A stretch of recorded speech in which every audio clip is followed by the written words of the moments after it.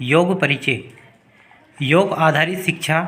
योग शब्द युज समाधो धातु से घ प्रत्यय लगाकर बना है, जिसका अर्थ है समाधि। समाधि चित्त वृत्ति निरोध की क्रियाशैली है। इस क्रियाशैली को महर्षि पतंजलि ने योगश्चित्त वृत्ति निरोध कहा है, अर्थात चित्त की वृत्तियों का निरोध ही योग है। व्यक्ति के पास जीवन के सभी दायित्व निभाने के लिए साधन रूप शरीर है। शरीर माध्यम खलु धर्म साधनम, जिसमें 3 अति सूक्ष्म साधन हैं: प्राण, मन और बुद्धि। जीवन में इष्ट पाने के लिए ये तीनों साधनों का विकार रहित होना आवश्यक है, अर्थात प्राण, मन और बुद्धि रूपी साधनों को विकार रहित रखना ही स्वस्थ शरीर का द्योतक है। यदि ये साधन विकारग्रस्त हैं तो यह दूसरे साधनों को भी सामान्य नहीं रहने देते और व्यक्ति तन, मन और विचारों से बीमार हो जाता है। शरीर को रोगमुक्त करने के लिए विचारों को शुद्ध करना आवश्यक है। अतः शरीर, प्राण, मन, बुद्धि से सामान्य होने की सरलतम प्रक्रिया योग है।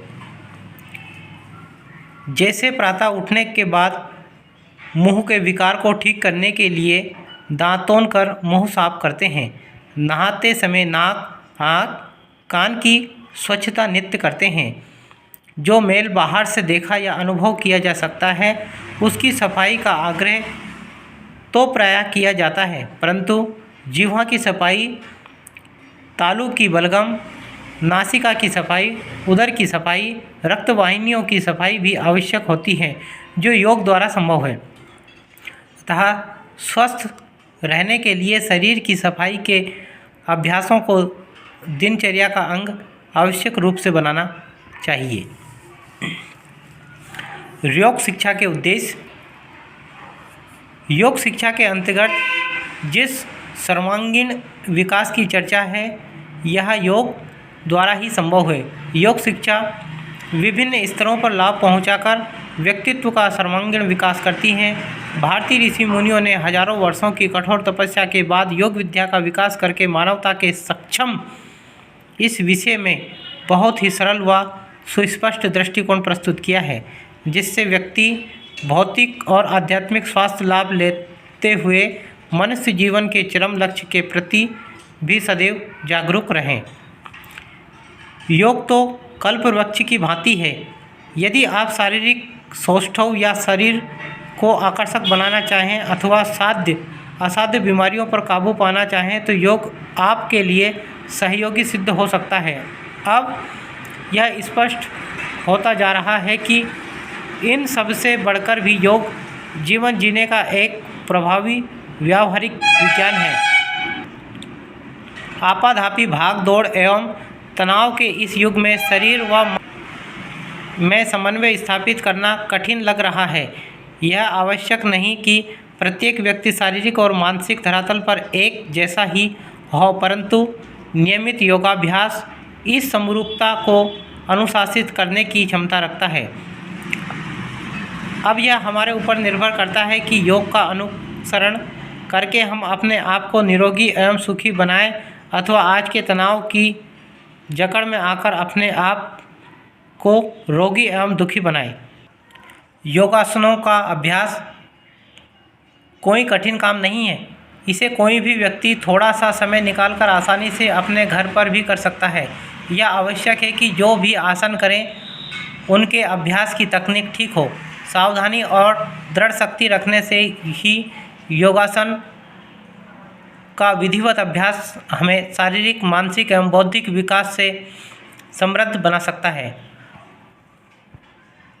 अष्टांग योग परिचय। महर्षि पतंजलि कृत अष्टांग योग उत्कृष्ट ज्ञान प्राप्ति का सर्वोत्तम साधन है, जिनका पालन करने पर लक्ष्य प्राप्ति बताई गई है। यम, नियम, आसन, प्राणायाम, प्रत्याहार, धारणा, ध्यान और समाधि। इनमें प्रथम 5 बहिरंग साधन और अंतिम 3 अंतरंग साधन कहे गए हैं। अर्थात प्रथम 5 का शारीरिक स्तर और अंतिम 3 का मानसिक स्तर पर अभ्यास किया जाता है। इनका संक्षिप्त विवेचन निम्नानुसार है। यम, अहिंसा, सत्य, अस्तेय, ब्रह्मचर्य और अपरिग्रह को यम कहा गया है। वास्तव में ये सभी मूल्य हैं जिनके अभ्यास से व्यक्ति को सामाजिक जीवन में समरसता, सुख, शांति और समृद्धि की प्राप्ति होती है, जिसके फलस्वरूप समाज, राष्ट्र और विश्व में वसुधैव कुटुंबकम की भावना का विकास होता है। नियम के अंतर्गत सोच, स्वच्छता, संतोष, तप, स्वाध्याय और ईश्वर प्रणिधान आते हैं। ये व्यक्ति के व्यवहार के नियामक हैं जिनके अभ्यास से व्यक्ति योग मार्ग पर चलने में सक्षम होता है, जिससे व्यक्ति अपने मन, वचन और कर्म में अहिंसा के अनुरूप व्यवहार करता है। इसी प्रकार संतोष, राग, द्वेष से बचने का यौगिक साधन है। तप इसलिए महत्वपूर्ण है कि वह व्यक्ति को त्याग और वैराग्य का अभ्यास करने के लिए सक्षम बनाता है।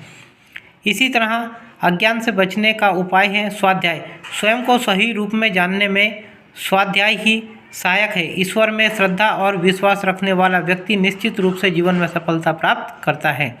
आसन, योग का तीसरा अंग है आसन। आसन अर्थात शारीरिक स्थिति। इससे शरीर एवं मन में स्थिरता आती है। आसन शारीरिक अस्थिरता के साथ मन की चंचलता को दूर करता है। शरीर की मांसपेशियां, नाड़ियों एवं ग्रंथियों की प्रणाली को सम्यक स्थिति में रखकर शारीरिक स्वास्थ्य प्रदान करता है। प्राणायाम योग का चतुर्थ अंग है। प्राणायाम 2 शब्दों से मिलकर बना है, प्राण, धन, आयम, जिसका अर्थ है प्राण पर नियंत्रण। प्राण पर मूल शक्ति है जो वायु तथा समस्त सृष्टि में व्याप्त है। प्राणायाम द्वारा नाड़ियों का शुद्धिकरण होता है, साथ ही मानसिक स्थिरता की प्राप्ति होती है। प्रत्याहार, योग का 5वां अंग है प्रत्याहार। इंद्रियों का अपने विषयों की ओर ना जाकर आत्म तत्व की ओर अंतर्मुखी होना ही प्रत्याहार है। अतः प्रत्याहार इंद्रियों को अपने विषयों से तथा मन को संकल्प विकल्पों से एकाग्र करने का अभ्यास है, जिसके फलस्वरूप इंद्रियों पर परम वशीकरण प्राप्त होता है।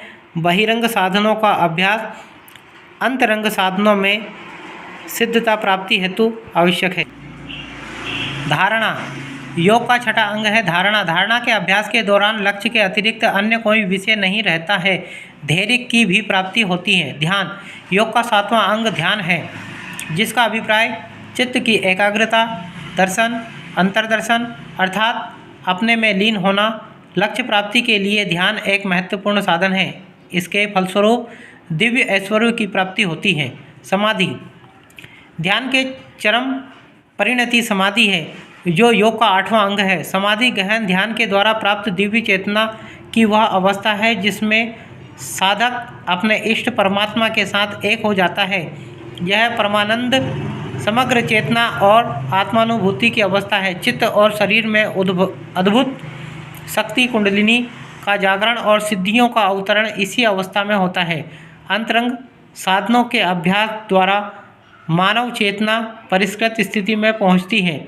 फलस्वरूप शरीर में उत्तम कांति उत्पन्न होती है, सर्वज्ञता बढ़ती है। इस प्रकार सहजतापूर्वक लक्ष्य प्राप्ति के लिए अष्टांग योग पूर्णतः सक्षम है।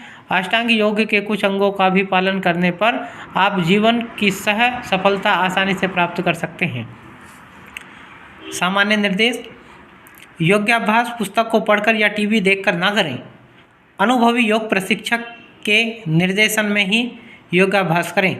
अभ्यास से पूर्व मल त्याग, दांतों तथा मुंह की सफाई एवं हाथ पांव को धोकर स्वच्छ कर लेना आवश्यक है। यदि स्नान भी कर लिया जाए तो सर्वोत्तम रहेगा। अभ्यास का स्थान साफ सुथरा, हवादार तथा शांतिपूर्ण होना चाहिए।